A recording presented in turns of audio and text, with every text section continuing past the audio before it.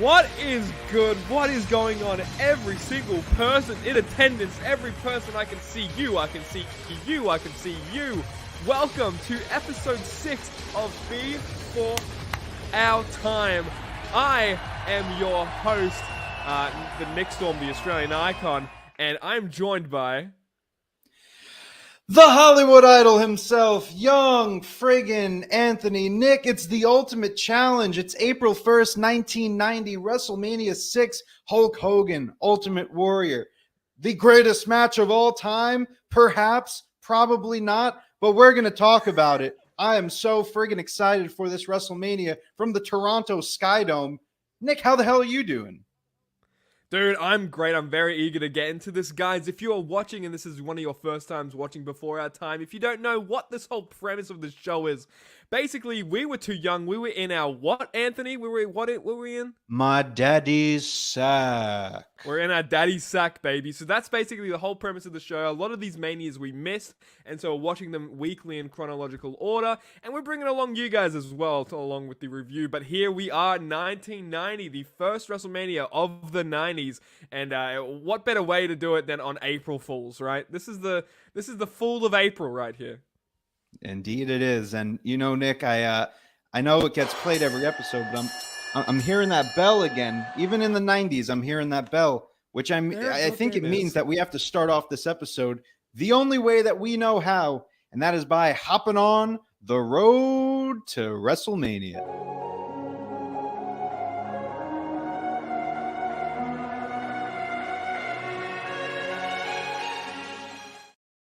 And look at that. We are on the road to WrestleMania.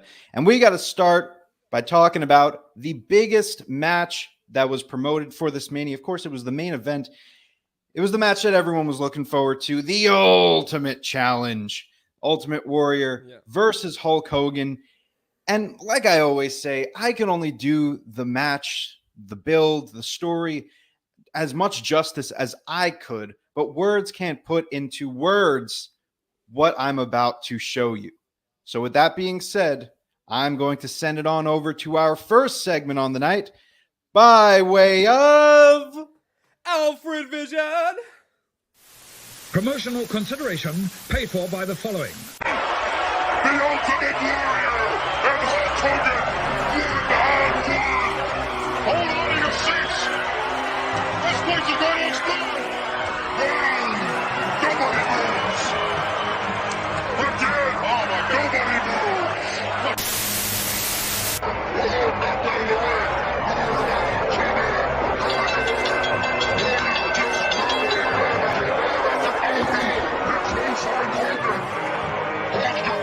From the hood.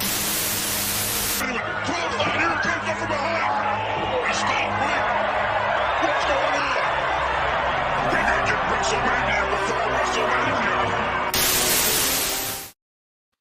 February 3rd, 1990, 1 week after the Royal Rumble of 1990, of which we saw in the first clip there, Hulk Hogan and Andre the Giant. You see, it's rolling off the tongue there. Hulk Hogan. It's just and so natural to say Hulk Hogan and Andre when it's this is like the first time that we won't have Andre and Hogan in a match together. It's not the first time, but nevertheless, Ultimate Warrior and Hulk Hogan have their little cross paths moment at the 1990 Royal Rumble, to which Hogan would go on to win.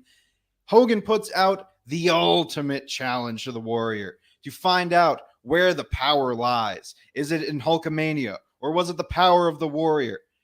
We would find out the strongest force February 10th, 2 days after my birthday. Of course, I wasn't born in the 90s, but President Jack Tunney would confirm the match. Plus, he would make it title for title, winner take all.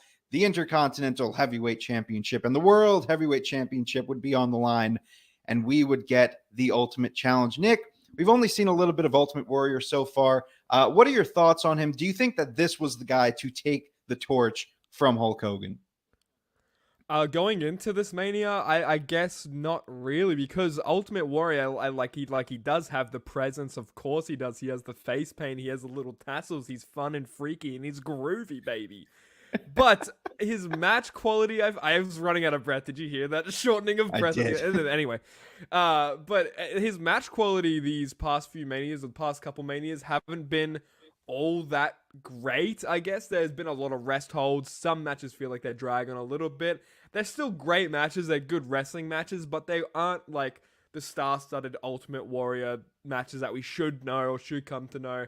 Maybe that'll all change in the main event. Stay tuned. But going into this, man, I was like, of course, well, you're going to have these two, the immovable object versus whatever. Gorilla Monsoon said that again about these two fucking people. I can't believe it. But, yeah, I was like going into it. I was like, oh, this is going to be great because Ultimate Warrior, Hulk Hogan, both great character work, and the promos leading up to this match just freaking nailed that on the head. So I was excited for this, man. Throughout the whole Mania, I was looking forward to this, and the crowd was. I think this is the reason they all gathered here. So oh yeah. I gotta say right off the bat, the Toronto crowd in the Sky Dome was definitely ready for this Mania. A lot better than the New Jersey crowd that we saw the last two Manias. But yeah, real quick, like you said, Ultimate Warrior definitely has the look. He has the presence to him. Even in those little clips that we saw, he just has that energy. So if there was anyone that could, on paper, take the throne, take the torch, whatever you want to call it, from Hulk Hogan, I guess he would be the one in theory to take it from him. We would see later on how that plans out and what even Hogan thinks about it. And we'll talk about that later on in the show. Hogan did. I mentioned Hulk Hogan versus Andre the Giant. And that was a match that we have seen twice at WrestleMania so far. And of course, Hulk Hogan has the main event spot, but Andre the Giant also has a spot at WrestleMania.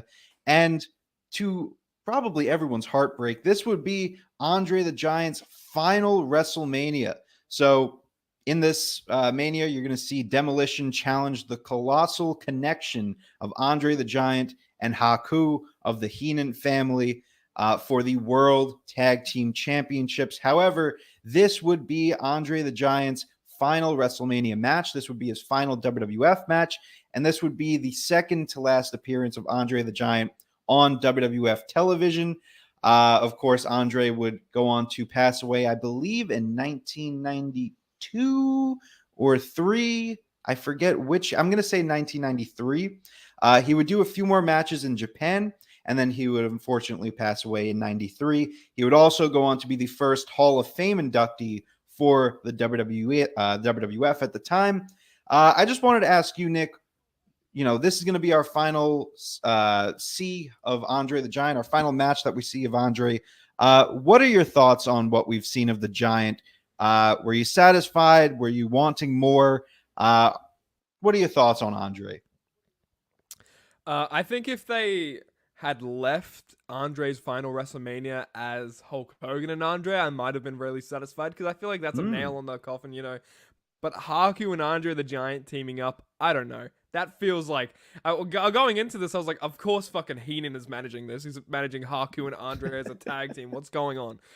But as a final send off, it might have been. I think it's clear to me that like this wasn't gonna be planned as Andre's last WrestleMania because I feel like they would have gone out with more of a bang. But we'll get into more of this match in particular. But yeah, it felt, I didn't even know it was his last Mania, so that's kind of shocked me a little bit, shocked the system, if you will. But yeah, that's interesting. No, good points there. I mean, they're definitely. I'm sure there was a story in play for, more of Heenan and Andre, breaking up the Heenan family or whatever. And we would even see in a promo later on that Heenan was going to build this new Heenan family. And maybe he will do that in future Manias. We'll have to wait and see on that. But, Andre and Hogan definitely could have been a great send-off if it was scheduled to be his final match. But I'll talk about it later on when we get to the tag team title match. I think there was something really powerful in this whole Andre send-off that I think if there was ever a send-off for Andre, I'm content with this being his final WrestleMania match, final WWF match. But it always leaves you wondering, what if he got a proper send-off? What if he got, a final retirement match or whatever they do with him? Because WWE always does those retirement matches, be it good or not, putting some younger talent over or doing whatever. No one ever really retires, pal. Yeah, right. Ric Flair is definitely on board with that. Speaking of Ric Flair, fun fact, did you know that the Toronto newspapers were actually promoting Ric Flair for this event? They said that he was going to be a special guest of Vince McMahon and he would go to sign with the company in the later months or whatever. Of course, that would not happen, but they were false advertising Ric Flair for this event. How dare you, Toronto? Ridiculous. Unbelievable. That's why he made up with the last match. He was like, I gotta do those people in Toronto good. Woo! And then here we go. That's why he did the last match. It was for the people in Toronto. He sees you, okay? He sees all of us. I mean, that's probably the worst Ric Flair impersonation of all time. But just some other quick fun facts before we get into this WrestleMania. What else can I say here? Well, we have different future Hall of Famers in the crowd tonight. Edge, Christian, and Lance Storm all in the crowd. Also, Renee Young was in attendance to watch this. A young Stephen Amell, who would go on to star in Arrow, the TV show Arrow, also in attendance for this. Young little Stephen Amell. Some celebrities. Mary Tyler Moore is sitting ringside. There is a backstage segment with Steve Allen. Columnist Rona Barrett interviews Miss Elizabeth, which we'll also talk about. Coronavirus. Also, the considered main event, they were planning, I don't know if you heard about this, but we were potentially talking about a certain movie last week since it aired in 1989. It didn't line up with WrestleMania 5, so we didn't talk about it. However, we almost could have been talking about Hulk Hogan versus Zeus for the main event of WrestleMania 6. Of course, movie flopped and the story ran its course, and they didn't end up doing that. But makes you wonder. Of course, the movie flopped. It was fucking awful. Yes, it is it makes you wonder. Very bad movie. From what I've heard, I haven't seen it yet. And some quick fun facts before we get into the show. 1990 was a year where we saw a lot of debuts and retirements and births and deaths.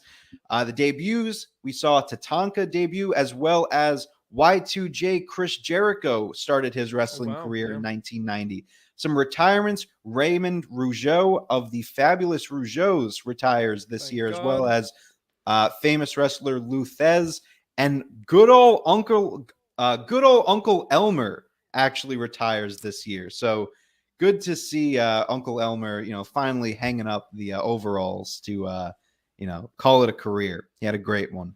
Yeah. A few unfortunate deaths this year. Pat O'Connor, legendary wrestler, as well as Gory Guerrero, the father and the patriarch of the Guerrero family, father of course, Eddie Guerrero. And a lot of births this year. 1990, we have the births of the likes of Bo Dallas, Angelo Dawkins of the Street Profits, Zelina Vega, Ray Phoenix, Lacey Evans, and Swerve Strickland, the current AEW World Tag Team Champion. And that's all I got for the Road to WrestleMania. We are in store for a big old show. Just some quick other stories to keep in mind here. We have a story of $1 Million Man versus Jake Roberts. They are going to be feuding for the $1 Million Championship. Jake actually stole the title in a previous show. So a lot of bad blood going into that show. We also have the undefeated Mr. Perfect. He will be competing against Brutus the Barber Beefcake. We'll see if he continues his undefeated streak, as well as even bigger than the Mega Powers exploding, Big Boss Man and Akeem will be going at it. They split on an episode of the Brother Love Show. Of course, we have our history with the Brother Love Show. That was, oh my God, that was an awful segment last week. But yes, that is it for the Road to WrestleMania. We have a big show ahead of us. And Nick, are you ready to get into this friggin' show? Like you said, we got a big show planned. And let's get into the granddaddy of them all, baby.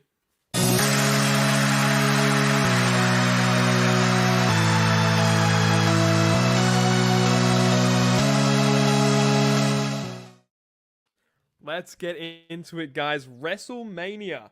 This is WrestleMania 6, April 1st, 1990. Like I said, first WrestleMania of the 90s. Let's see how good of a doozy it's going to be. It started with an Ultimate Warrior and Hulk Hogan kind of animatic intro. I thought it was really cool. There's so 65,000 strong here in Toronto, Canada.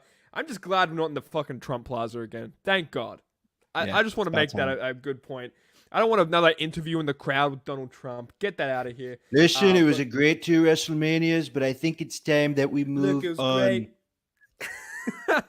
Exactly, China. But Gorilla Monsoon and Jesse Ventura welcome us to WrestleMania 6, and I'm like, where's that Mo, Jesse? Where the hell? The stuff I've come to love about Jesse Ventura. He has no more Mo, but it shows more of his beautiful face. And listen, Jesse got no personal introduction on this Mania, and I have to say, although there's some comfort in hearing Gorilla and Jesse together, it's unfortunate that this is actually the final WrestleMania of Jesse the Body Ventura. It is very heartbreaking. You are fucking joking. There's no way. I know. I wanted to say it on air because I wanted to see your heartbreak. But yes, this is the final WrestleMania of Jesse Ventura.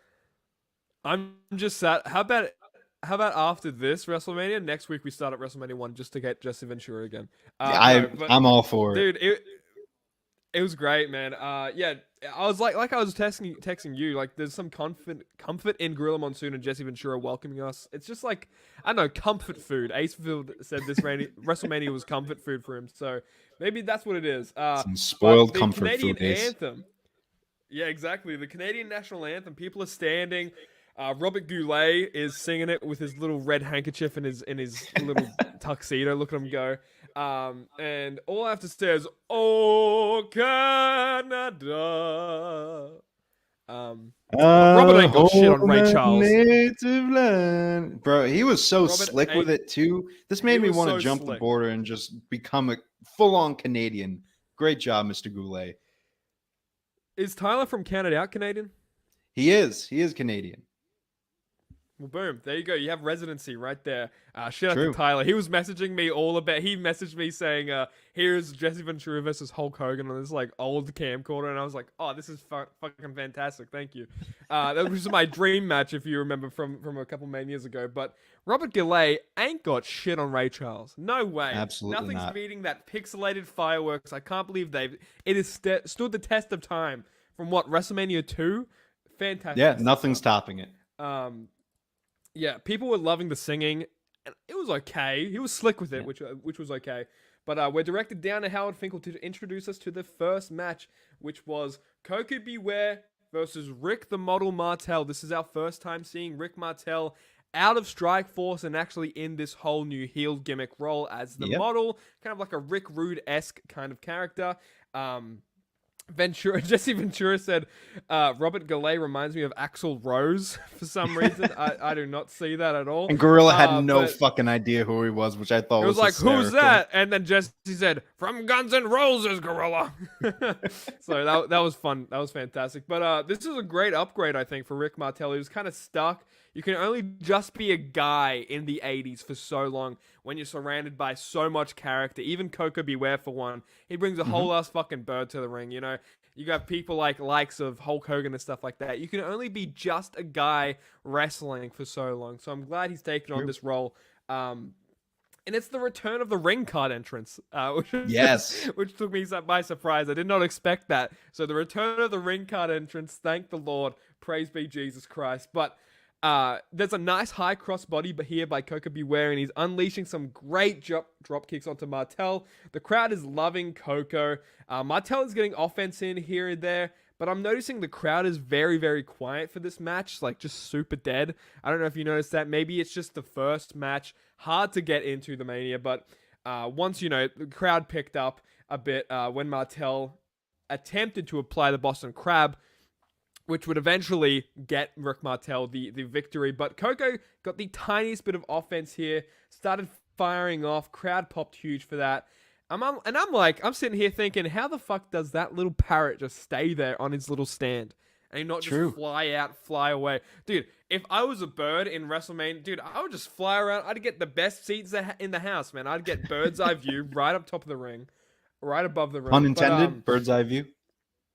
Oh, hey, look, this is why Before Our Time is the best show on the Turnbuckle Tavern. Stuff like that. And I say stuff like that unintentionally. Anthony picks it up, and boom, like that. We scissor each other, if you will. Mentally, we scissor each other. Scissor me, daddy, yes!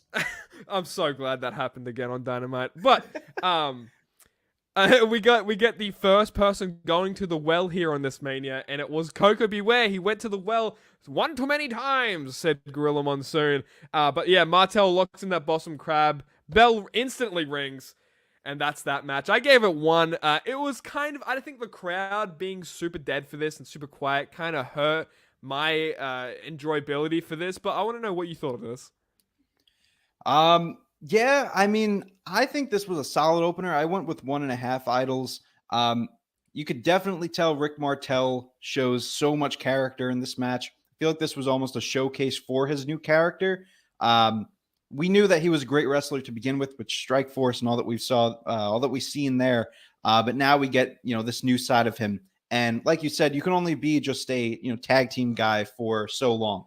So showing some character here, showing a different side of him, some new personality, I'm all for it. Even Coco Beware, like I've never been too high on Coco, but he gets some good offense and he has a great drop kick here. And I put it in my notes too, but he went to the well one too many times, and it cost him the match. Picking up on it. I didn't even see the tap out, to be honest with you. I saw him put in the Boston Crab, and immediately they were just like, you know what, it's over. But just call the Toronto screw job. Yeah, this is the screw job right here. Move aside, Brett and Sean. Move aside, Wendy Richter and Fabulous Moolah, Rick Martel and Coco Beware. This was the screw job. But I gave it 1.5 idols. Solid opener, but we've seen better openers so far. Exactly, yeah. But now we get into the tag title match. Do you want to intro us here, Anthony? I would love to intro us into the match for the WWF World Tag Team Championships. The following contest is for the WWF World Tag Team Championships. Yeah, baby. And I'm thinking, tag champs? What? The Colossal Connection? What the hell is going on here? What is the Colossal Connection? And is the team of Andre the Giant and Haku.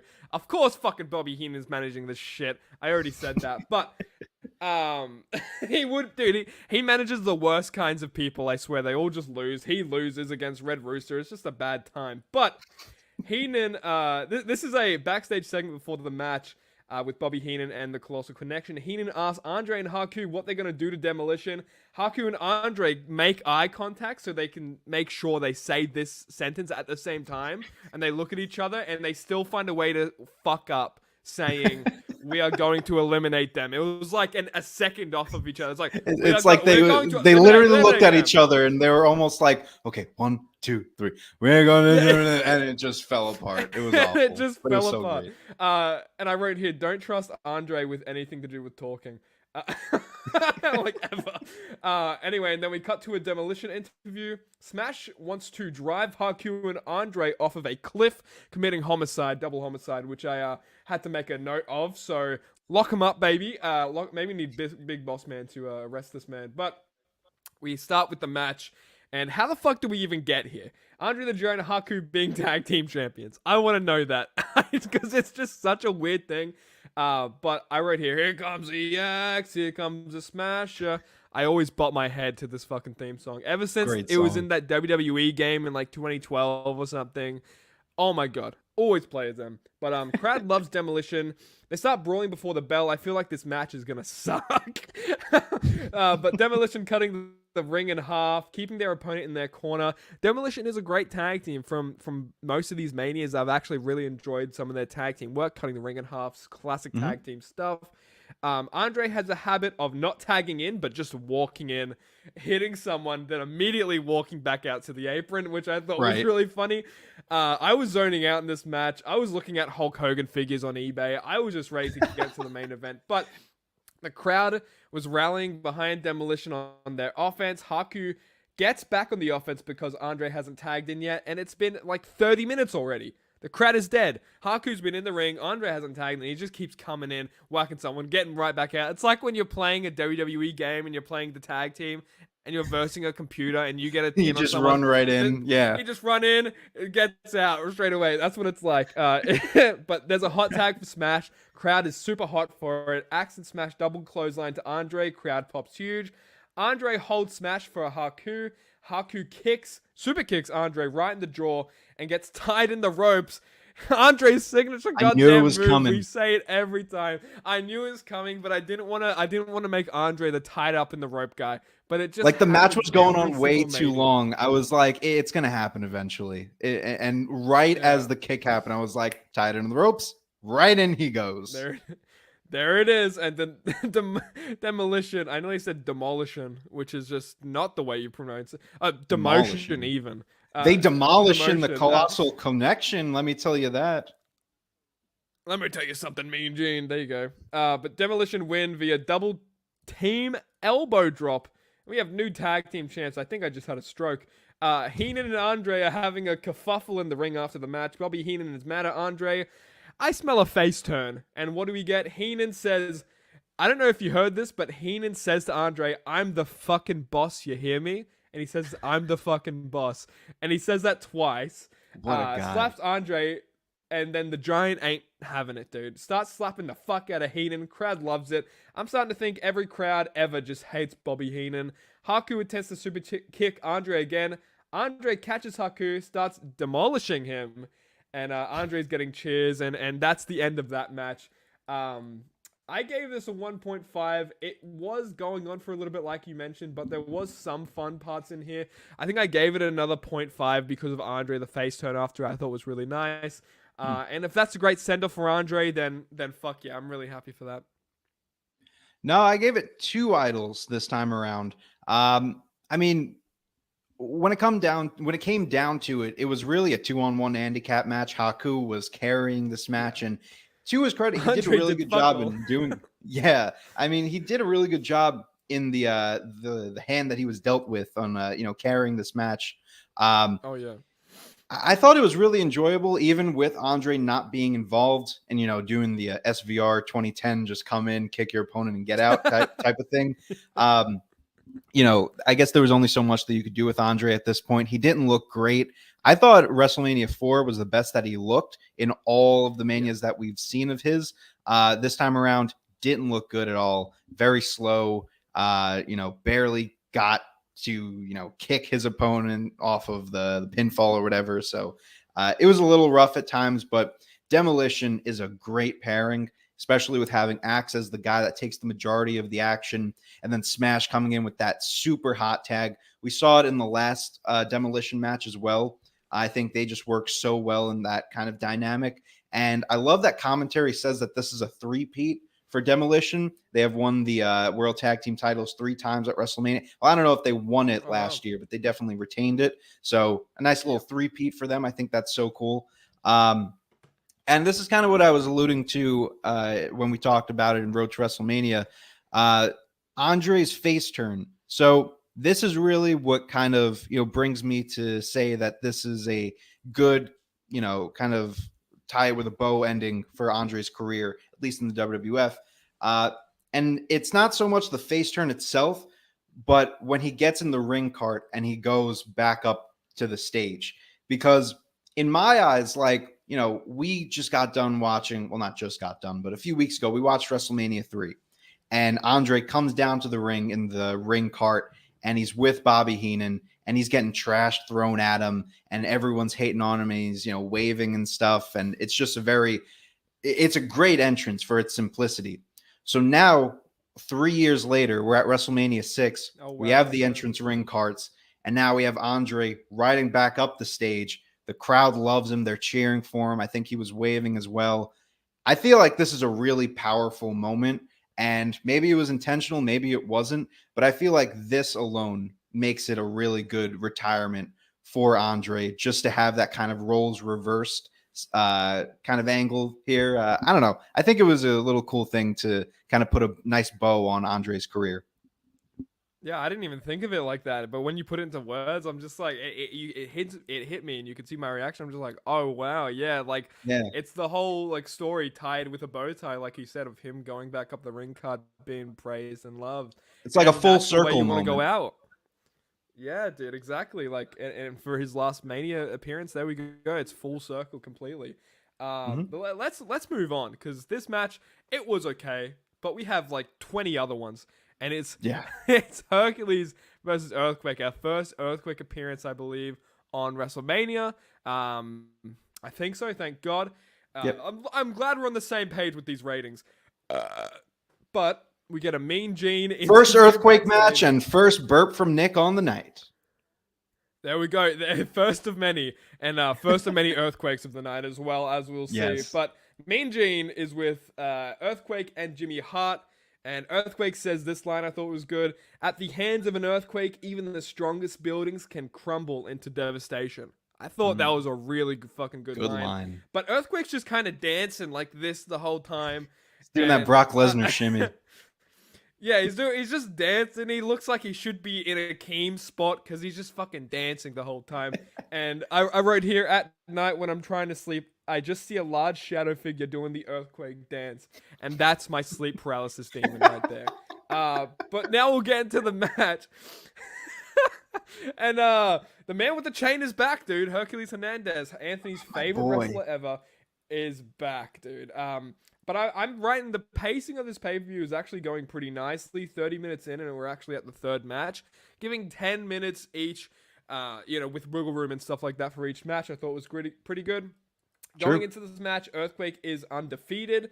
I'm writing Hercules punches are so nice, dude. I think I write about that every freaking Mania.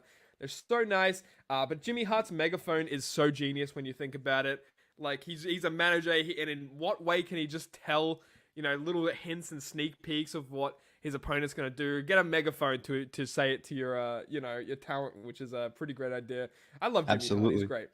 But Earthquake literally causes an earthquake and makes the ring shake just by bouncing. Hercules is staggering Earthquake. Signals for his backbreaker, but Earthquake is just too large, can't pick him up. Earthquake just sits on Hercules. Looks like he gives a little toot, and then boom. 1, 2, 3. Earthquake remains undefeated. I gave this half of a star. I want Hercules to be the man, and he's just not the man in this match. He's losing to Earthquake. What do you think of this? I also gave this half an idol. I couldn't get into this match as much as it pains me to say because I love me some Hercules. I really gave this half a star because I just really like the gimmick of Earthquake. Just the idea of him causing earthquakes in the ring is hysterical to me. And he's such a gentle looking man. Look at his nice little face right here too. Yeah, his nice hair, he's got the hairy chest, and then he comes in, he starts stomping in the ring. God damn, Earthquake. The most hated wrestler of the Pro Wrestling Illustrated Awards. That is Earthquake, by the way. So he got that little nomination there. I don't hate Earthquake, though. I think he's cool, and we're going to see him later on in the show. But half a star here, half an idol. I didn't really care much for this match. Yeah, fair enough. And I was just going to say the pacing of this pay-per-view is pretty good. Third match, and we're 30 minutes in. We're 30 minutes into this before our time episode. So look at us. It's all full circle. And with that, I think we should move on. We get an interview with Miss Elizabeth, getting to the bottom of why she hasn't been by ringside lately. But then we get an interview with Brutus, the Barber Beefcake, or Bruti, as Bruti likes to say. And then we get right into this match. Jesse Ventura has a special shout out to Terry Tyrell and Jade Monsoon. There it is. So, the last one. Oh, it's heartbreaking. Dude, don't say that. Oh, that actually breaks my heart. I'm gonna watch Hulk Hogan versus Jesse Ventura on repeat while I sleep tonight. But Gorilla is still calling him Bruti. Why the fuck? And I write here more like Brew why, because how the hell did we get here? But this match starts off hot. Yeah, we're getting punny here on Before Our Time. Mr. Perfect gets hit with so many juggling combos, and he just jumps right out of the ring. Big atomic drop by Brutus, and Mr. Perfect launches out of the ring again. Mr. Perfect is selling every hit from Bruti like a gunshot, and I can't believe I called him Bruti. Look, it just rolls off the tongue. God damn it, Gorilla Monsoon. But yeah, Mr. Perfect's selling everything like a gunshot, man. It's great. He's selling everything. He's making sure he puts a full impact in for every shot. Beefcake is signaling for the sleeper. This genius dude is distracting the ref. By the way, yeah, Mr. Perfect comes down here with the guy, this genius fucking guy. He's in robes and shit. He's got a scroll.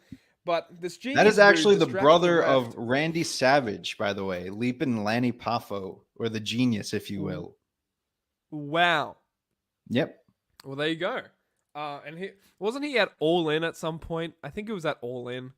I think he few years was. ago. Yeah, he made an appearance. Yeah, with Jay Lethal and stuff. Yeah. So shout out to you, the genius. He's so genius. But he distracts the ref, drops a scroll. What the fuck? Are we in Skyrim? What's happening?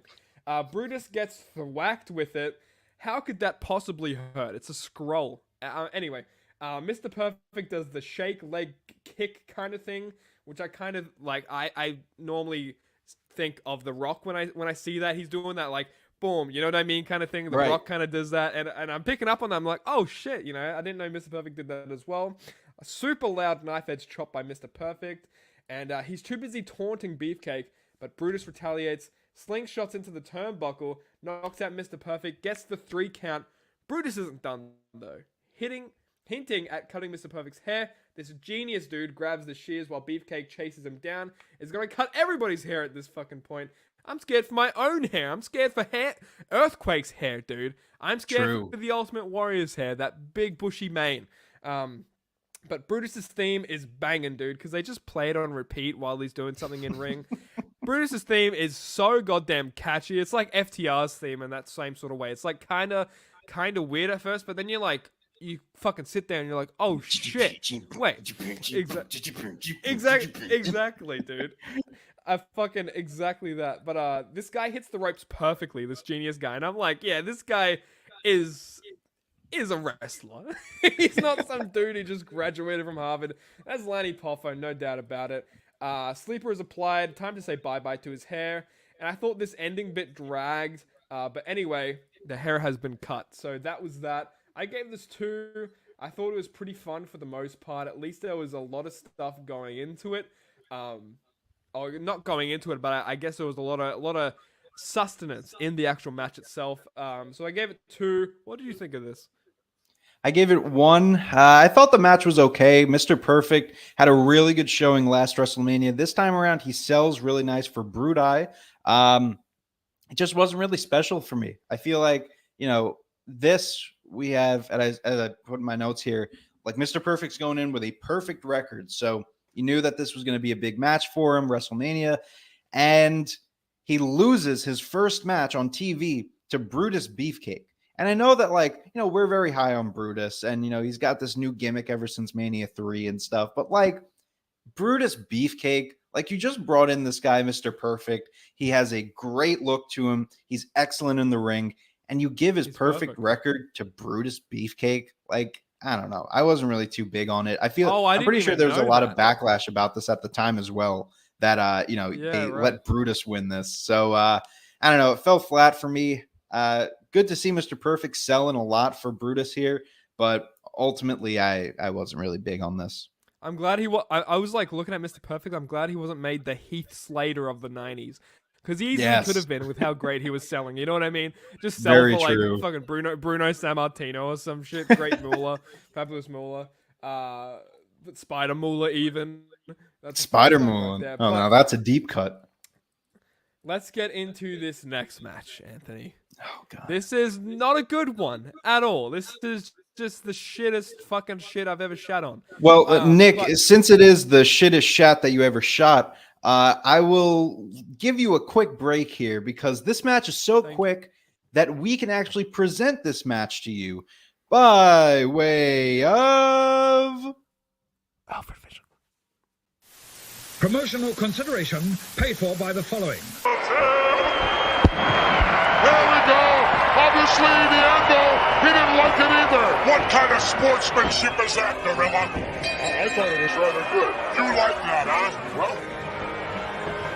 I mean, you don't feel they have the right? No, not when they go over there and beat up on defenseless people. I can't believe it. Look at this. It's over. Oh, beautiful job on the hitman. 2, 3, it's all over. That could be a record. It could be a record, dude, with how fast that got them when I feel like, dude.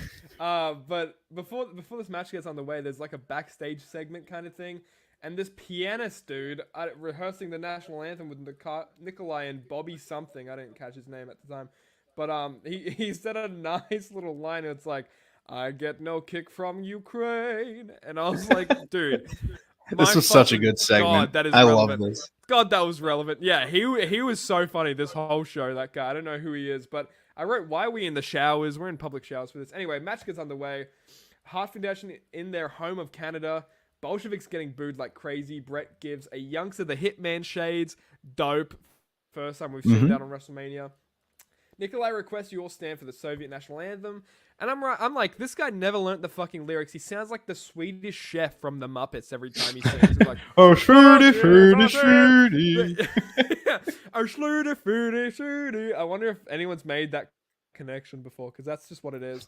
But yeah, this match is over so quick. I gave it half just because I would have given a dud if the Bolsheviks won. But the fact that the Heart Foundation won, the baby faces won, I gave it a half. You gave it a dud. Do you want to talk on this at all?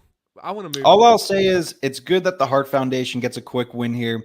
It makes them strong because now, as the Demolition will allude to in a future promo, they're going to be gunning for those tag team titles, so you needed them to look good. Besides that, this match sucked. Let's move on. Yeah, exactly that, dude. And we move on to a match. As you can see, our scores they're kind of flipped here. I gave it a dud. My God, we got Barbarian versus Tito Santana. Gorilla Monsoon says he's thick, huh? To Barbarian, and I wrote thick and with 2 C's here, and I made sure I made light of that. Dude, sometimes Gorilla Monsoon just has these one-liners and they're hilarious. And then Jesse Ventura just shouts out Tyrell Jade something. So that's that. But this match didn't have my interest at all going into it. Santana delivers a flying forearm, could get the pinfall on Barbarian, but Heenan moves Barbarian's leg onto the rope, making the ref break the count, obviously. Diving clothesline off the top rope by the Barbarian, gets the 1, 2, 3. Second burp of many. Tito does a lick, a little kick on 3, but it wasn't enough. Sorry, it says a lick. I don't know.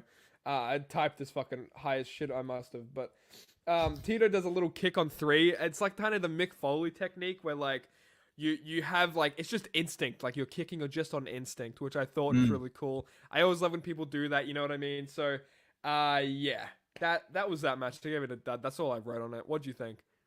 I have 0 notes on this match. Oh, I have 1 note. The only thing I'll say about this match is I like the fact that there's a little bit of story to it, and they mentioned this in the promo that both of these guys are tag team wrestlers who have went their separate ways and become single stars. And Tito, being the experienced guy, is kind of he's more of the veteran on this, and Barbarian's new, and he's being managed by Heenan. So at least there's some story to it. But again, I could give less of a shit about this match. It was fine. I gave it half an idol.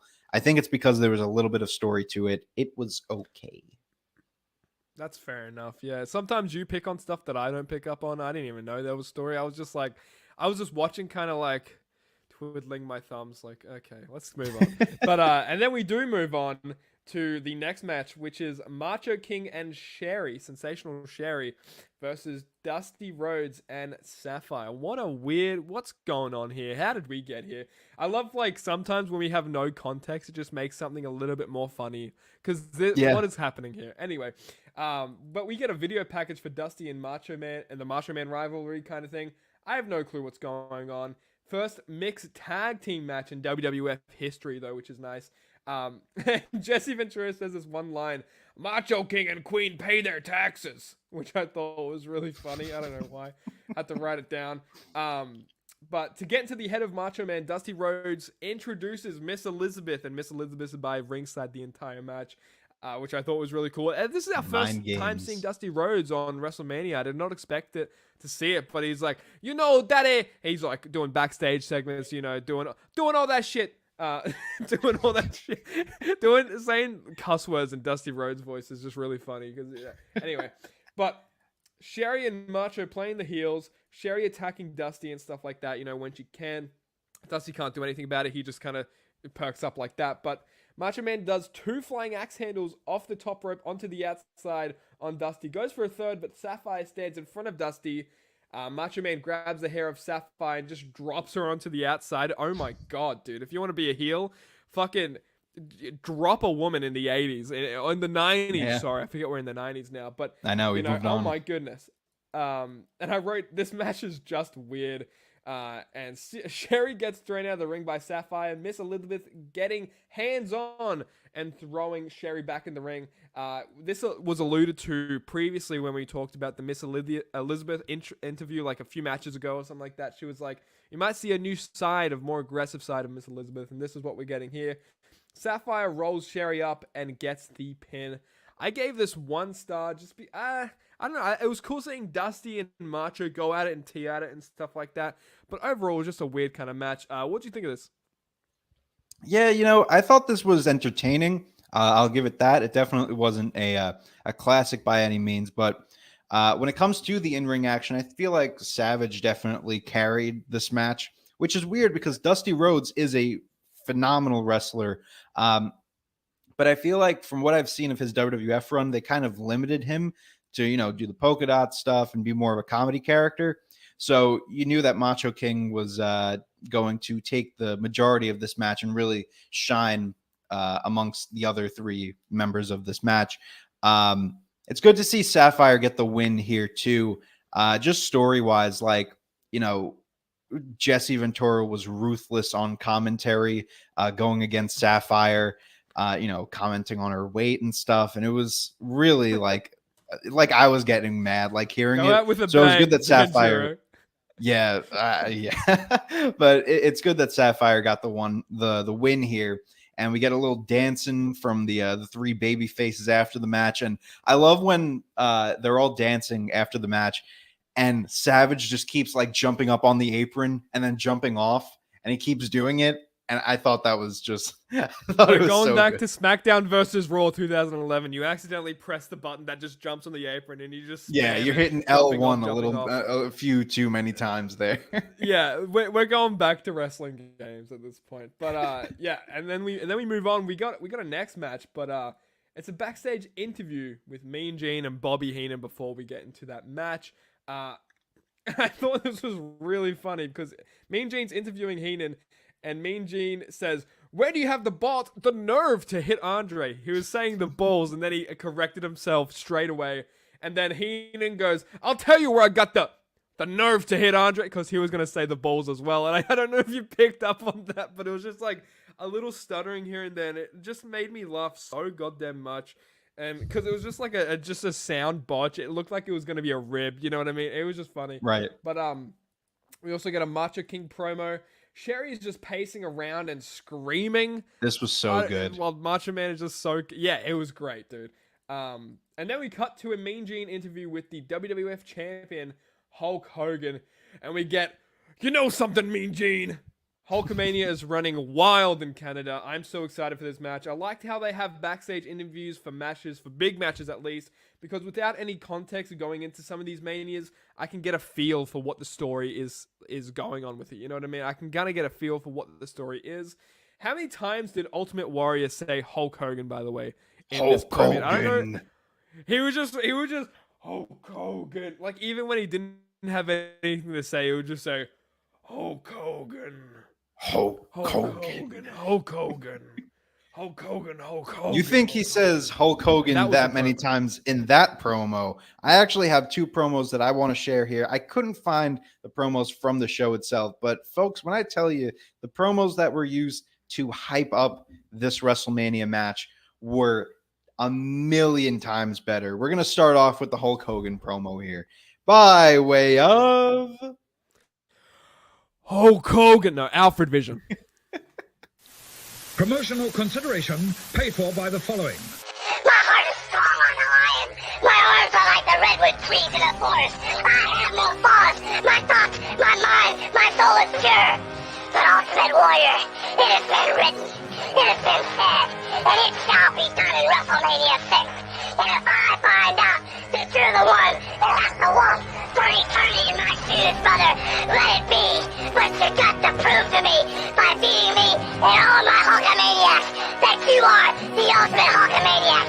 And if you're not, what's that gonna do when the largest arms in the world run wild on you? Wow.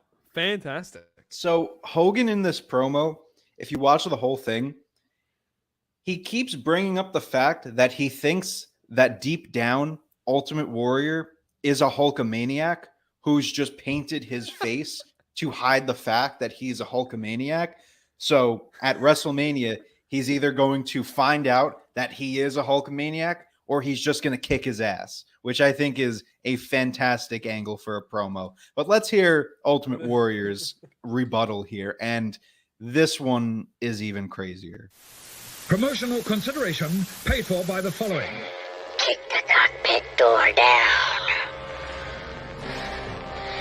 Take the 2 pilots that have already made the sacrifice so that you can face this challenge. Stop that control into a nosedive, Hulk Hogan. Push yourself to total self-destruction. For Hulk Hogan, I am not the chosen one that you speak of. I am not. I am Hogan.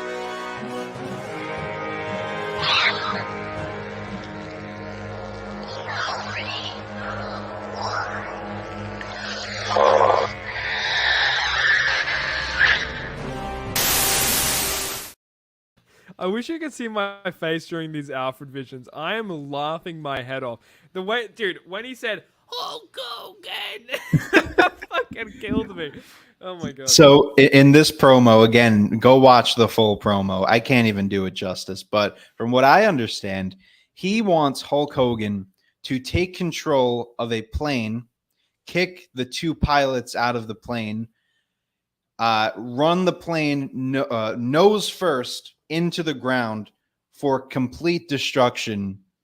And then he also calls himself not the chosen one, but he calls himself the only one. And then he whispers like half of the promo, says Hulk Hogan a lot, and then snorts, and it's the greatest promo of all time. Are we ready for the next match, Nicholas? Oh my God, I am. Are you my mother? You called me Nicholas. That was great, actually. But we get Orient Express versus the Rockets. What is happening? Let me find my notes on this. I gave this 1.5. Yeah. But this is Mr. WrestleMania's second Mania appearance, I believe, right? If I'm not mistaken. Yes. I forget how many Manias we do at this point. It could be Shawn Michaels' 5th Mania appearance. It could be his 10th Mania appearance, and it's not even Mania 10 yet. So I would believe it. I'd believe it either way. But we know how great the Rockers are. Michael's selling everything. Orient Express is on the offense. Jannetty gets a cheeky tag onto Michaels. Crowd popped for it. Everything Michaels did, the crowd popped for it. But yeah, Mr. Fuji dropped his cane. Marty picks it up. One of the members of Orient Express throws salt into the eyes of Jannetty. And Jannetty falls right over to the barricade onto fans, which is funny. I didn't even think he knew he was doing that. But the bell rings. What's going on? Jannetty got counted out. Orient Express wins. I hated this finish, but match itself wasn't too bad. It wasn't too shabby. Yeah, same here. 2 idols for me. Orient Express actually really impressed me here. I think they do a lot of great moves, especially the I don't know how to explain it, but like one of them bounces off the ropes and then like kind of does a backflip off of the back of one of the rockers, which I thought looked very clean. Ultimately, I think just the Orient Express really shone here. Shined, whatever. Shined. They shined. They shined. Shun. They shone. Yeah. But the Rockers too, I mean, like they definitely put on a good performance as well. The ending for me fell flat as well. I think the salt in the eyes, I guess it works in character and to keep the Rockers strong or whatever. I like the salt in the eyes though. It was unique. I don't know how many times I've seen that in wrestling. So it was very, very cool. And I do like the selling from Jannetty. Like normally, you don't really see people falling over the ring, the barricade to sell to sell not seeing. So I think that was cool. It's just I wish it didn't result in the ending of the match being a count out. It is what it is. The match was solid. I hear they have a better match at Royal Rumble. I believe it's 91. So I want to go check out that match. But until then, I am giving 2 idols to this match. If it had a better rating, maybe we would be talking about a 3-star match here. Yeah, exactly that. And let's move on to the next thing, which was a backstage interview with Rhythm and Blues, and it was just not that great. It was bad. It was awful. But that same pianist that did the one-liner, "I get no kick from Ukraine," the hilarious man, he says, "I haven't been this excited since I found out that PB Herman was straight." And that fucking made me laugh so much because it was just so outlandish. And I wrote, this team just sucks. Don't like, because it's Honky Tonk Man has go away heat for me, and we know Greg the Hammond Valentine has go away heat for you. This is our worst fucking nightmares in one team, and I hate it. Good point. But it's awful. I thought Greg I'm Valentine being put in a tag team was going to help this guy, because normally he's good in tag teams, but this guy is awful, and he dyed his hair black. What are we doing here? Hey, we need Brudai back. Get Brudai back. God damn, we need Brudai back. Yeah, there we go. But here we go. Dino Bravo versus Jim Duggan. I just wrote K. I haven't had the best experiences with Dino Bravo matches on Mania or Jim Duggan for that fact. People are booing Jim Duggan for waving an American flag, which was really funny. I wrote lol good. LOL good. But these fans are conflicted. They don't know who to boo. Once the match, though, gets underway, people are sort of cheering for Jim Duggan offense. Duggan grabs his 2x4, whacks Bravo with it, and then scores the pinfall. But Earthquake, he's out here, of course, because of course he is. And he starts delivering elbow drops to Duggan, and he does that shart thing that he did earlier where he just shat on the other guy. What is it? Hercules. So, and that was that. That was the match. I gave it a 0.5 because fuck my life. Fuck my life. Yep. Dud. This was abysmal. And it's not even the fact that it was a fine match. Like, they built it fine, right? Heel gets some offense in, babyface comes back. Like, it was just a textbook match. I cannot get behind a single Dino Bravo match. There's man. I hear so much about him. He has a Heels and Faces retro figure from Zombie Sailor Toys. I'm trying to see where the special thing is for Dino Bravo. I have not seen it yet. Unfortunately, there is just a certain class of wrestlers that when I see their match on the card, I'm like, should I skip this match? Am I better off just skipping it and letting Nick talk about it? We should have one skip each Mania. I want that to be a rule. One skip. Honestly, we should be allowed to skip. But guys like Dino Bravo and who are some Butch Reed, Coco Beware, Greg Valentine. These are guys that I just can't get behind. Maybe that's because they don't have a great outstanding character. Maybe that could be it. Dino Bravo, they call him the world's strongest man, and they proceed to just have him lose every match and don't do anything that portrays him as the world's strongest man. Yeah, he looks strong, but he's apparently he has some good matches in Canada. Mentally, he's strong for coming back each time after losing. That's what they mean. Mentally, I'm strong for watching Dino Bravo matches, but nonetheless, even Hacksaw, I'm kind of souring on Hacksaw. This is the shirt for young Anthony, the world's most mentally strong man, and it's just a photo of young Anthony. That's a good shirt right there, and just put Greg Valentine's face on it. I'm even souring on Jim Duggan here. I mean, he had a good match with, good's a strong word here. He had a solid match with $1 Million Man in the tournament, and that was about it for him. At this point, he's just this over-the-top character that I cannot get behind. There are way too many USA patriotic characters here, but I guess that's that 80s. And we're not even in. We're in Canada, dude. He's trying to be face, and Dino Bravo's Canadian. So true. It's what's going on here? So That's very true. I didn't even realize that he's literally going up against the Canadian. This is horrible booking. This was a horrible match, and I gave it. This is my second dud of the night, and it won't be my last. Are we ready to move on to this next match? Because we got to hype it up, baby. I guess we can, man. Let's fucking do it. Let's do it, baby. We have a video package for this, I think, right?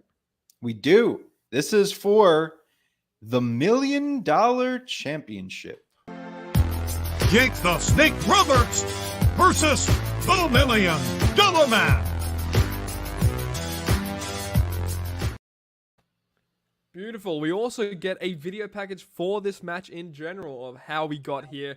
This is the I think this is the first. Oh, it might not be the first, but the first time we're seeing the $1 Million title up for grabs in a match. Yes. Maybe, possibly, dude. My fucking memory is losing here. I'm like Finding Dory. I keep seeing the same people over and over, and I'm like, is this the same Mania? Is this a different Mania? We saw the title last Mania, but it was just kind of a prop that he brought out to the ring. Gotcha. Okay, thank you for that. But yeah, this time you'll be the one that's humbled. This time you'll be the one that's humiliated. Jake Roberts says to Ted DiBiase. Crowd's loving Jake Roberts. When I think of Jake the Snake, I think of his heel work most of all. But the more we see of Jake, the more we see he's a babyface, and the more I'm loving him. So dude, he was really like a top 3 babyface around this time. It was like Hogan, Demolition, Warrior was coming up, and then it was Jake Roberts. And this promo was actually a great example of this because he's something that we don't really see around this time. Like, you get these macho promos going crazy, steroids, going nuts, cocaine. But like, he is one of these guys that is like taking it slow, kind of, that methodical pace. It's very creepy. And, I can only do the promo so much justice with my words. But let's hear from Jake Roberts' words himself by way of Alpha Vision. Promotional consideration paid for by the following. This time, you be the one that's humble. This time, you be the one that's humiliated. And this time, you will be the one that grovels for the money. But how appropriate. That the money you grovel for is your very own. A victim of your own greed. Wallowing in the muck of avarice. The victim of your own greed, baby. That's what I think this was the best Alfred Vision promo so far because he literally sounds like what does he sound like? I had the reference in my mind and now I'm losing it. It'll come back to me. Let's talk about this match. Alvin and the Chipmunks, Simon. Sure, Alvin, something like Theodore. That. Just name off every chipmunk ever. But dude, the bell rings. This match is underway. Jake and Ted are he sounds like the dog from Up. He sounds like the very scary dog, and then he has that high-pitched voice. There it is. There we go. Dude, I swear we always bring that up, but it's just what the Alfred Vision says, okay? It's just it's just the connection between his lordship's humble abode in UK or whatever, where the fuck he is right now. I think he's actually up there. He's a big man up in heaven right now, and that's why the broadcast is so finicky and sometimes the pitch is corrected. So that's why. But there we go, some kayfabe for Alfred Vision. But Jake tries to get the DDT first off, and Ted just powders out. Jake goes for it again. Roberts is targeting the left arm, though, of DiBiase, applying hammerlocks, leading into it, turns it into a chicken wing, applying more pressure to it. I'm thinking this could be, like, match of the night so far. Very, very solid wrestling in this. There's a rest hold going on, maybe for a bit too long because the crowd starts doing the wave, because I don't think they're into it. But there's a bird's eye view shot of the arena doing the wave, and that was cool at least. It's been like 2 minutes already, and the wave is still fucking going. But the crowd is the loudest they've been all night in this match. It might be because of the wave. DiBiase hits a clean pile drive onto Jake, dude. The crowd is chanting Jake, Jake, Jake. Ted's feeding off of it, acting in hysterics for it, being really heelish to it. The $1 Million Dream is applied. Jake is out, but his foot is on the rope. DiBiase is on the offense. Jake finds an opening, retaliates, and the crowd is loud with DDT. DDT. Every hit Jake lands, the crowd is hot for it. The crowd being so into this is making me more into this. Virgil gets involved as well. Roberts body slams Virgil. Virgil rolls DiBiase into the ring. And the bell is sounded. Ted DiBiase retains via a count out by Jake Roberts. Jake Roberts gets to his feet after the match and brawls with DiBiase and Virgil. Grabs Damien because of course. But then they run off, and that was that match. I gave this 3.5, man. Great fucking wrestling. We know Ted DiBiase to be really great in the ring, and also Jake Roberts for that matter.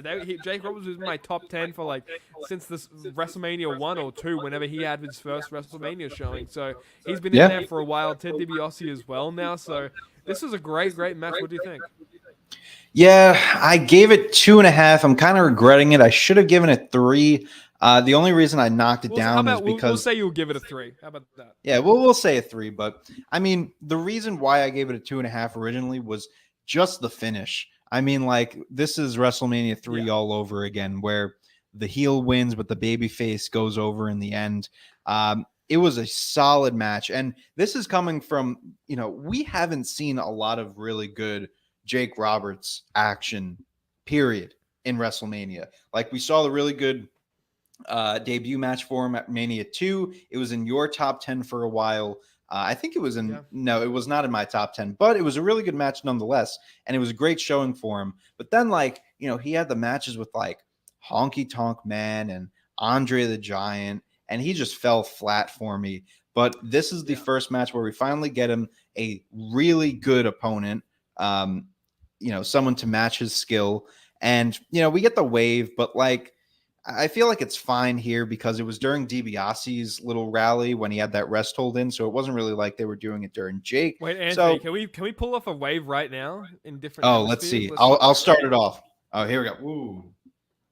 Oh. Do it at home, guys. Yeah. Join us. Nonetheless, I hope the wave was.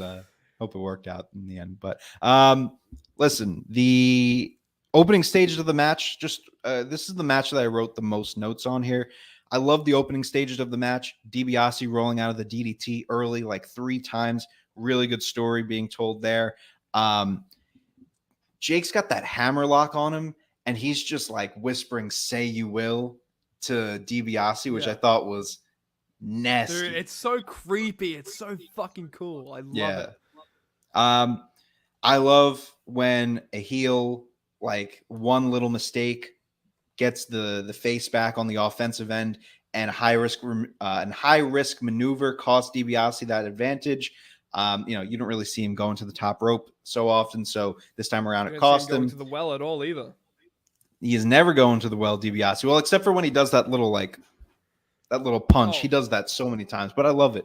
And I literally, my reaction to this ending was, I did my own wave at home because my arms just threw in the air because I was so mad at this finish, because this is the second count out of the night. And outside of the ending, I thought this was a really good match. Gave it 2.5 idols. Not much more to say on this match because we have to talk about the 2 other matches before this main event.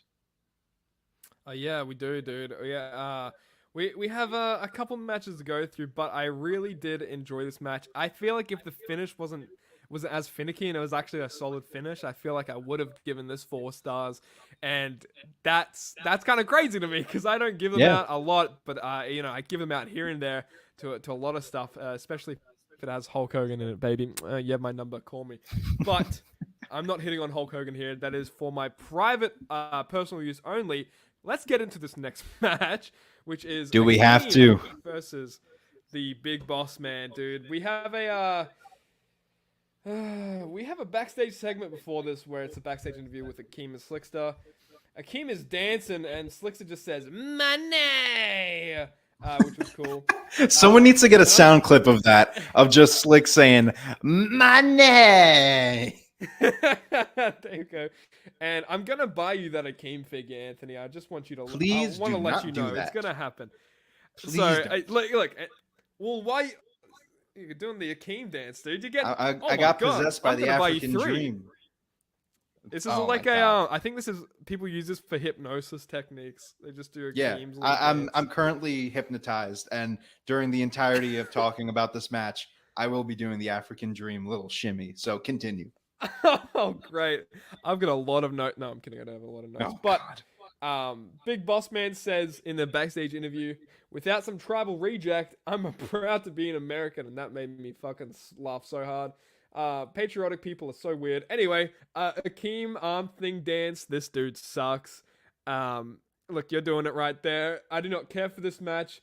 Ted DiBiase crawls out of nowhere, attacks Big Boss Man. Was he hiding under the ring? Gorilla Monsoon says. DiBiase throws Boss Man back into the ring. Match has started. Akeem on the offense. Big Boss Man turns things around, starts throwing punches at Akeem. Crowd loves it. And then final note, Big Boss Man does a Uranagi type move, gets the pin in like under 4 minutes. I say Uranagi type move because I'm a filthy Japanese wrestler watcher, okay? Okay, Excalibur, go off.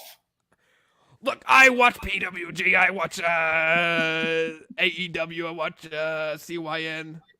And there we go. What do you think of this? CYN, look at you. You were the American. What's Akeem's nickname? It's like the African something. What is it? The African Dream. I'm the American Dream. You are the Dusty Rhodes. I mean, yeah, I was gonna say you're the American Dream, but I think someone already has that. You'll be vying for that. But what do you think of this, dude? Let's do what your hand's doing and fucking throw it away. How about that? Literally, this is a dud. Do I even need to say more? I think my gestures are, doing my talking for me here.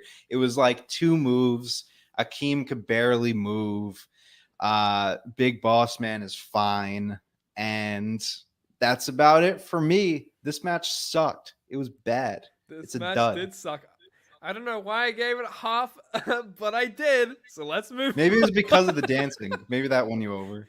It was because of the dancing. Before we do get into the next match, though, there was a rhythm and blues. How about I'll get off the graphic so you can stop dancing. All right, yeah, law, perfect. You can stop dancing. There we go. Yeah. All right. But dude, there's rhythm and blues, and a kid gets interviewed, and this little kid says they can't sing, they can't do anything, and I thought that was really funny. They can't sing, they can't dance, they can't do anything. Yeah, exactly. It's like some record label dude. But dude, I wish we had skips for this Mania. I would have skipped this segment so fucking hard. The amount of segments I would have skipped if we had a skip, I would have skipped that Piper's Pit with fucking what was his name in Monterey Downey Jr., whatever his name was. Monterey Downey, Robert Downey Jr. But Howard Finkel introduces Honky Love. Anthony, you know how much I despise Honky Tonk Man. I know how much you despise Greg Valentine. This is made of nightmares. This segment is made of nightmares. Honky Tonk Man has no rhythm. They were singing off time with the song, way out of time. They were trying to debut their new single, and they were playing it live in the ring, and they were just singing way out of time, not even with the fucking music. Honky Tonk Man was just doing his own thing. It was so awful, and me studying music for my whole life, this enraged me to the fucking max, and it made me so upset. Greg Valentine just lip syncs an electric guitar solo on the acoustic guitar that isn't plugged in by any means. This sucks. I would dud this if I could. Bushwhackers in disguise come in and chase rhythm and blues away, and they do the weird arm thing, like the fucking... And then they smash the guitars, and I just realized, this is the moment I realized Jesse Ventura hadn't had his WrestleMania moment yet, and I don't think he's going to, and I'm very, very sad. He's not going to get announced. Look, Gorilla, I got a very surprise for you, Gorilla Monsoon. And he just comes out and he goes, like the president of the United States, I would vote for Jesse Ventura. I'm not even American, but I would vote for him. I'm putting Jesse Ventura on my ballot. Even if he's not one of the candidates, I'm writing to vote for him. Exactly that. Exactly. But this match now, we have Rick Rude versus Jimmy Superfly Snuka. The Ravishing One versus Superfly. Jimmy Snuka returned during a match last year at last year's Mania, last week's episode, which was just so fucking weird. Just after everyone's done their entrance for the Mania, Jimmy Snuka just gets announced. But Rude starts things off by sneak attacking Jimmy Snuka. Snuka does that Rick Rude taunt thing where he goes like that. I thought that was really funny, actually. I did think it was really funny. But for the most part, I'm liking this match. There's an actual back and forth, which we hadn't seen on this Mania in a hot second, I feel like. Gorilla said that Snuka was going to the well one too many times. So we got our second well reference. But we have to have a well counter. A little ding for A well counter. How about every time there's a well, you ring the bell? True. That's a good idea. For the well, we ring the bell, baby. There we go. Rolls off the tongue. For the well, we ring the bell. That writes itself, and I hear it. I should be in rhythm and blues, dude. Oh, there it is. Thank God. Please do not sign up for rhythm and blues. That would be the worst thing, and that would be an ultimate heel turn. If one of us actually joined rhythm and blues, it would be awful. Hey, anyways, I'm going where the cheese is, Anthony. I'm a little rat, all right? I'm going to where the money is, baby. Well, I'll tell you where it's not. With Greg Valentine, because he is abysmal. He is the worst. He is abysmal. He is just very, very fucking bad. But I was gonna say Jimmy Snuka might have gone to the well one too many times because Snuka does go for a diving headbutt off the top rope. Rick Rude moves out of the way and does the Rude Awakening onto Snuka, and Rick Rude gets the pinfall. Snuka does not sell it at all, though, and he's right back up to his feet, which I thought was hilarious. And they just left the ring, and that was that. That was the match, but what'd you think of this? It was a good match, honestly. Like, I gave it 1.5, and it was a pretty strong 1.5 here. They barely got 5 minutes, but they put a lot into the lackluster amount of time that they got. Jimmy Snuka looks jacked. He is huge. And I was surprised that, like, you bring him back with this big kind of announcement during the match last year. This time around, he loses to Jake Roberts in under 5 minutes. I mean, why would you go to that length to promote him if you're not going to do anything with him at the next year's WrestleMania? I don't get it. That's just WWF booking for you at this point. It may look, I guess Rick Rude looked good in this match. It was kind of just a nothing match here. It is a tune-up match for our main event. Both guys looked fine. I don't think either guy really benefited or hurt each other from this. It was whatever. But it was a good match nonetheless. Exactly, and we are right about to get into the main event, but before we do, guys, the Turnbuckle Tavern. No, I'm just kidding. We'll get our shilling ending at the end, but we are actually doing pretty good for time here, and we're only at 1:17 right now recording this. That is because we had a whole match cut from this WrestleMania. Do you want to talk about this? Well, I don't think we led into this at all, but yes, good point. I did not bring it up. Allow me to. You didn't bring it up. Thank God. Yes, addressing the elephant in the room here. So, of course, if you're watching by now, you're probably thinking, well, there was a match that I grew up with watching, and I haven't seen it be talked about here yet. That is, of course, being Roddy Piper versus Bad News Brown. And the match is infamous for Roddy Piper wearing half black face paint to go up against Bad News Brown. The match was very controversial. Once it was brought to the WWE Network in Peacock, it was cut from the WrestleMania VI broadcast. People like us who are just watching WrestleMania VI for the first time, unless you knew about it happening in the original broadcast, you never knew that this match happened. And we decided not to include that in this, before our time recollection because obvious reasons. We're definitely not going to be talking about that. And honestly, we've talked enough about Roddy Piper ever since last year's Mania. So too bad. Two bad things in a row for Roddy Piper. This, give me that smoke. Bad. This, of course, on a whole nother level being bad. If you want to go check it out for yourself, go ahead, but we're not going to talk about it. It speaks for itself, and it's not good. Let's do it. It is time for the main event. Hulk Hogan versus the Ultimate Warrior. Boom. The Ultimate Warrior. Beautiful, dude. I love how we get Howard Finkel as a guest on here every episode. It's amazing. But dude, this is great. We have a video package before this match even starts, and we see how we got to this main event, everything that led up to it. it seems like Earthquake is the centerpiece of all of this story. Yes. Even pretty much every clip shown in this video package, which is funny. Speaking of Earthquake, every time I mention Earthquake, man, it just has to come up. I'm sorry. It's Took my house, Nick. God damn it. It's got like reverb and shit. Yeah. You know what I mean? Just sound waves, if you will. Exactly. Oh shit. Oh shit. Exactly that. But dude, and I was like, he's shown in nearly every clip Earthquake is, and it's Earthquake's world, and we're just living in it. I Earthquake Mania, baby. Maybe he's Mr. Mania. You're gonna have to wait and see, folks. Yeah, stay tuned. But yeah, Warrior's running down, shaking the ropes, dude. The yellow strap for the Intercontinental title was so clean. And I was like, this looks really familiar. Anthony, I don't know if you remember or know about this at all. I'll try and find a little photo of this real quick. But there is an Ultimate Edition wrestling figure of this actual attire from this WrestleMania. And it comes with, it's obviously comes with the Intercontinental title and everything like that. Let me try and get a photo up real quick. How do I do this? Oh my god, I'm an old man. But nonetheless, well, while you do that, do you want me to cover the match while you look for the picture? Oh no, I got it right here. But I was just gonna say, Hulkamania, dude, running wild as well. Hulk Hogan comes crashing down and it hurts inside, just like this photo that I found on Google Images. Yeah, it's a great freaking figure, and I was searching eBay for this after this match happened. Because it's just so goddamn good. And there's also a Hogan for this WrestleMania match, but I'm not going to spend time getting that fucking photo up because that took too long. But, dude, Hogan makes his entrance, and a fan brought a whole life-size cardboard cutout of Hulk Hogan, which is really funny.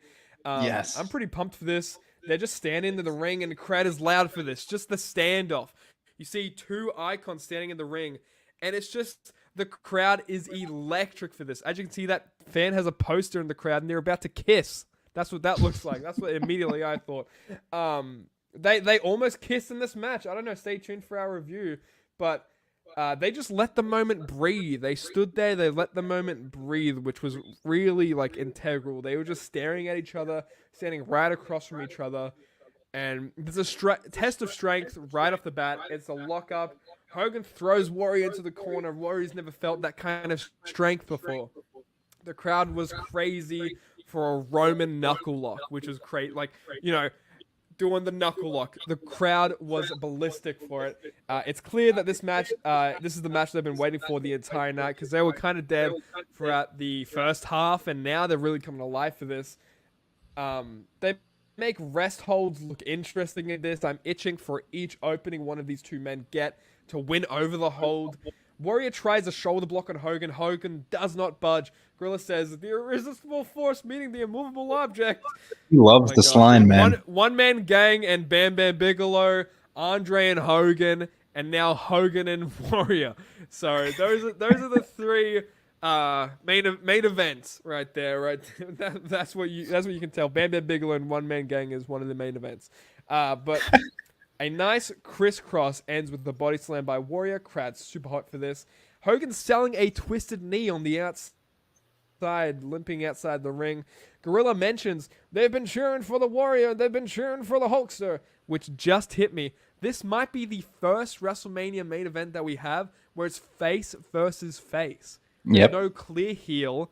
There's no clear baby face. They're just both baby faces. And so crowds cheering for one, crowds cheering for the other. They're not booing at any point, really. They're just both cheering, and it's just loud as hell. And I think that's really what got me invested in this match as well, is just how into the crowd was, And Hogan's trying to attack Warrior with punches. Warrior's shaking those ropes, getting into it big time. Clothesline takes out Hogan.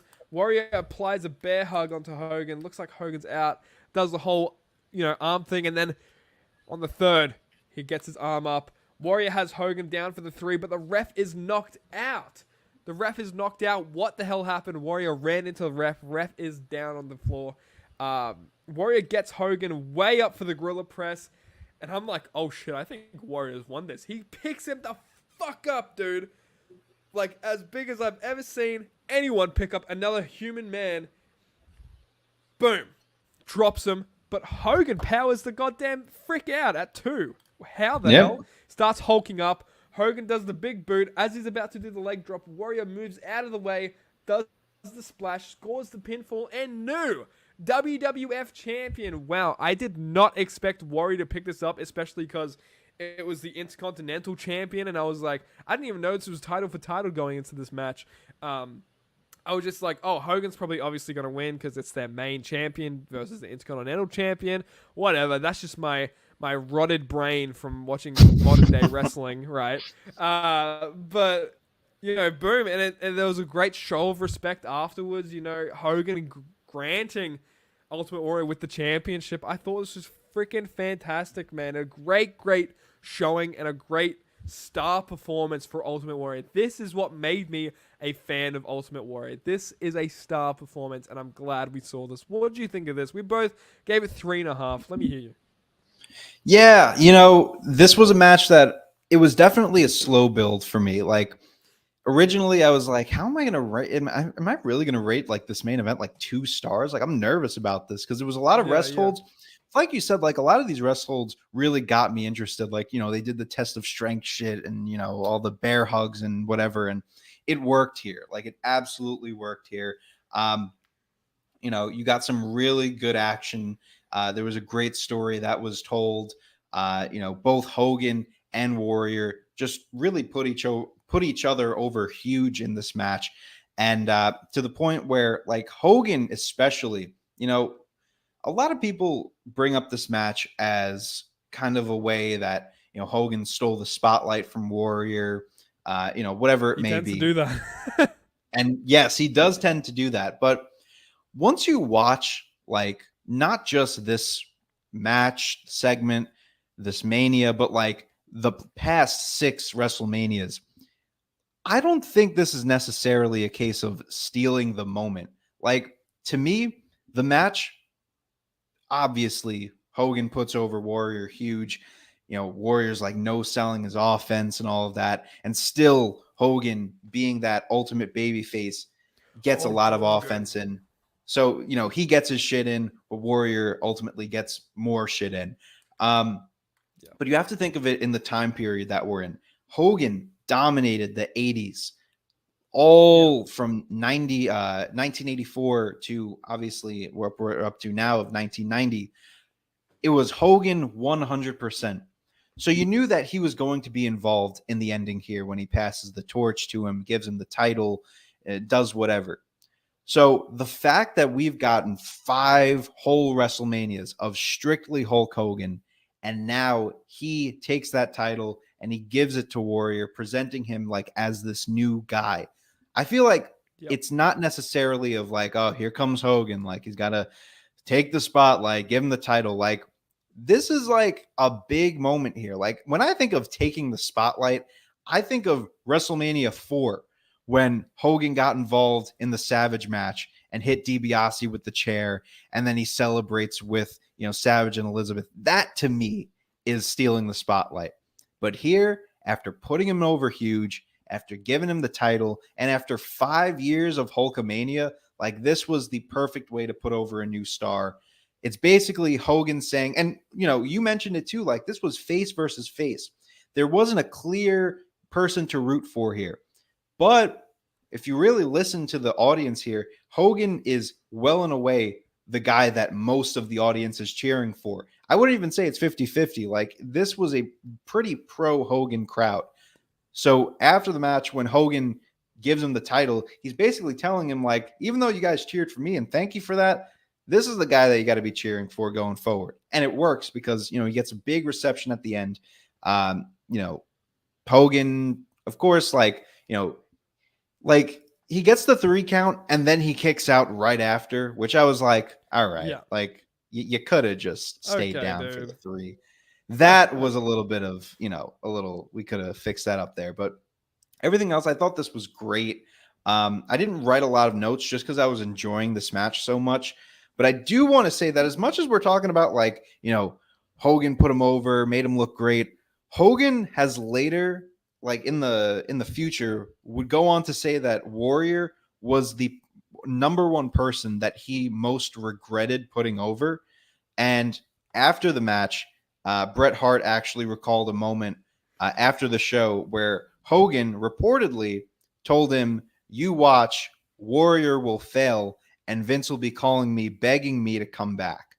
So Hogan definitely wasn't too keen on putting over Warrior here, but nonetheless, he gave him a huge rub. The match was great. I gave it 3.5. Was considering the 4 just because of the spectacle. The crowd added to it. Warrior looked. This was well and away Warrior's best match. I think there's no question about it. Yeah. I don't know if this was Hogan's best match. We'll have to talk about that in all the marbles in just a minute. But it's definitely up there. I think it's safe to say this will be in our all the marbles top 10 list in just a moment. But yeah, this was a great main event. Just a perfect, like, this is what WrestleMania is all about. Like, 2 huge stars going at it, even though both are babyface. Like, root for who you want to. In the end, we've got a double champion in Ultimate Warrior. Good stuff. Good stuff, man. And that concludes WrestleMania 6, dude. We are out of here in 1990, April 1st. Let's get out of this time machine and let's bring you to our next segment, which is Mr. Mania.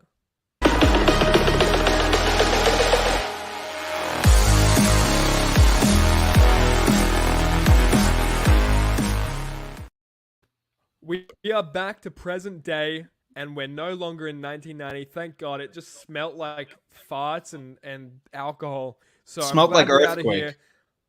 Smelled like earthquake, and we don't want earthquake, all right? No. Yeah. But this segment is about who was Mr. Mania, who was the top dog, who was the ultimate breadwinner of this WrestleMania. Anthony and I give our thoughts and our opinions. And Anthony, if you don't mind, I'd love to start off here.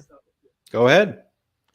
Well, my Mr. Mania, I didn't want to do Hogan again. I was going to do Hulk Hogan again just because I'm a Hulkamaniac.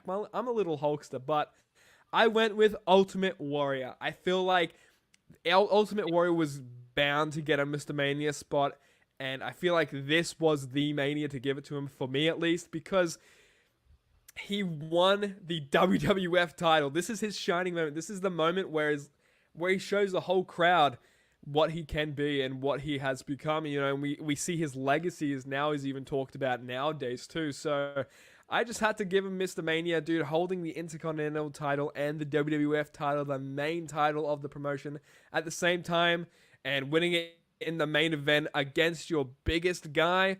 That's fucking awesome. Hulk Hogan passing the torch onto Ultimate Warrior. I thought it was a great, great moment. And yeah, that's my Mr. Mania. Anthony, what is yours? No, that's a great pick. Ultimate Warrior, definitely, this was his Mania moment. So I can definitely see that.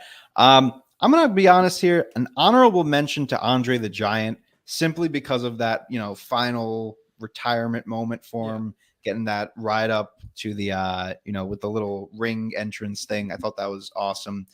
I was considering Warrior just because of the, just his moment, winning the title, looking really good in the match.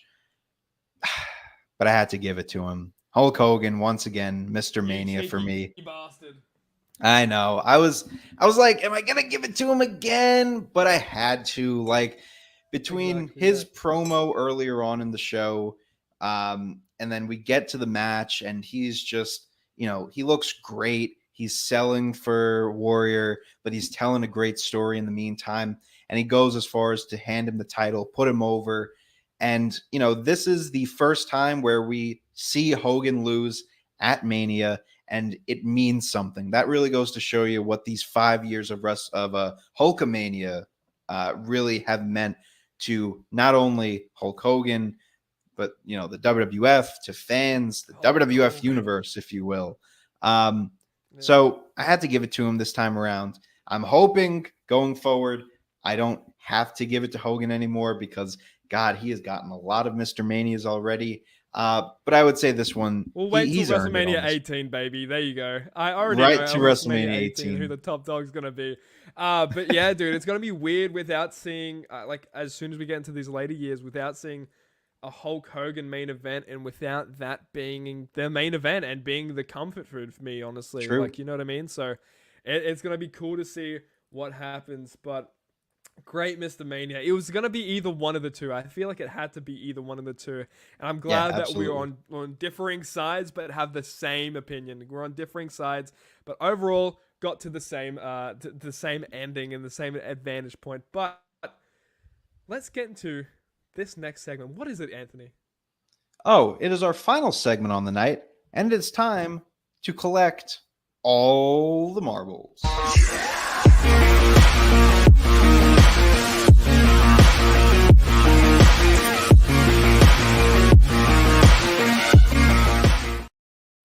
All the marbles right here on Before Our Time. We are giving you our running top 10 list of the greatest WrestleMania matches of all time. Nick, you went first for Mr. Mania, so if you wouldn't mind, I will go first for this all the marbles here. And I'm going to present my list here. A lot of changes, folks. Number 10, I'm going with Bobby Heenan and the Islanders versus the British Bulldogs and Coco Beware. Solid match, solid six-man tag match right there. A new addition to the list, we have Jake Roberts versus Ted DiBiase from this year's WrestleMania. Just a really great in-ring match here. Jake Roberts finally pulling out a great performance, and DiBiase being that reliable worker that we have seen him be so far in these past few Manias, but the finish prevented it from being possibly a top 5 match of Mania history. Number 8, Blue Blazer, Mr. Perfect from last year's Mania. Again, just a great in-ring match. Even with being short, definitely sold me from being a solid match. Number 7, it's still going strong, baby. Ricky Steamboat versus Hercules. Just a solid babyface versus heel, power versus speed matchup. Number 6 got the Rockers versus the Twin Towers from last year's Mania. Love the Rockers here. Twin Towers put them over huge, and it was just a fun match overall. Number 5, Adrian Adonis. This is Nick's favorite wrestler, by the way, versus Roddy Piper. A fun sports entertainment match. Love this one, and we got some Brutus in it. Number 4, you might be surprised by this. It has already jumped down to number 4. It is the British Bulldogs versus the Dream Team. They have left the top 3 for the first time ever. But it is still a great match nonetheless. Definitely go ahead and check that match out if you haven't already. And in its spot now is number 3, and that is Hulk Hogan versus the Ultimate Warrior, main event of WrestleMania VI. An excellent story told. Hulk Hogan puts over the Ultimate Warrior. Both guys look great. And this was just a beautiful passing of the torch moment to Warrior. And we'll see what comes of Warrior in these next few Manias. Number 2, of course, WrestleMania V's main event, Hulk Hogan versus Randy Savage. Again, just solid storytelling. Some, chain wrestling from Hogan. Just great stuff. And number 1, what else is there to say? Savage versus Steamboat from WrestleMania 3. So those are my lists. Dude, that's a great list, man. You're making me question some of mine. I think I need to go through next week and add some more matches that aren't in there. But with my marbles, I'm starting at number 10. It's just like yours, actually. It's going to be the Islanders and Bobby Heenan versus British Bulldogs and Coco Beware. Number 9, I'd like to say Macho Man versus Ted DiBiase from that tournament. Great stuff. Number 8 has to be Brainbusters versus Strikeforce. Big fan of Brainbusters' work, especially just because it's a lot of my stuff that I love now in modern day wrestling. So to see it back then and see the actual the origins of it, if you will, it's very great to see. Number 7, Hulk Hogan versus Andre the Giant from WrestleMania 3, the main event. Number 6, Funk Brothers versus Tito Santana and JYD, still going strong in that list, baby. It ain't moving. Number 5, Ted DiBiase versus Jake Roberts from this WrestleMania.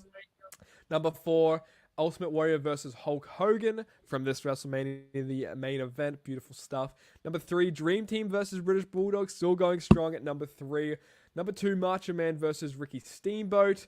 And then number 1, Hulk Hogan versus Macho Man. Our top 4 are the same matches, but just in different order, which I thought was really funny and cool. Dude, our lists are so different, but I love it. Yeah.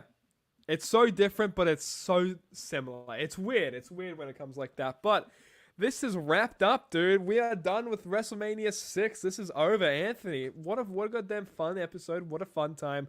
This is our shortest before our time episode ever. Thank God, maybe. We did it. So. Who knows? Hope so. We did it, dude. Oh, man, this was a fantastic episode. Folks, thank you so much for tuning in to yet another edition of Before Our Time. But before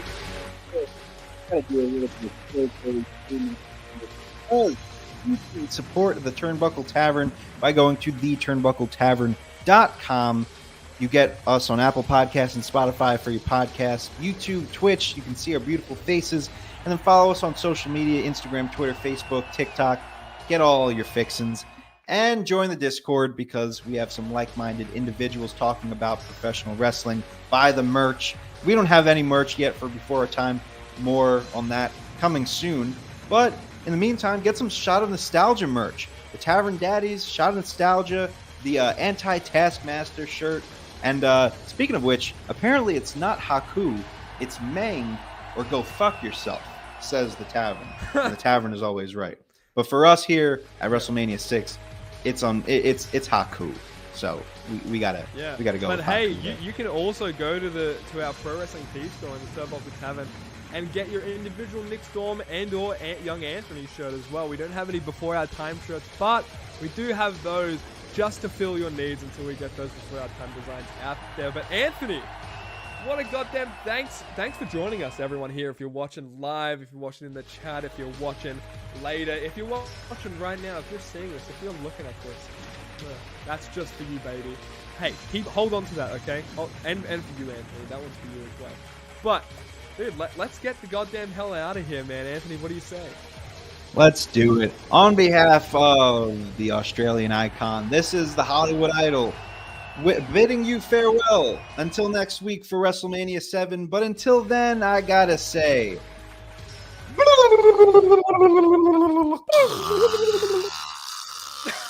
Hogan, Hulk Hogan, Hulk Hogan, Hulk Hogan, Hulk Hogan.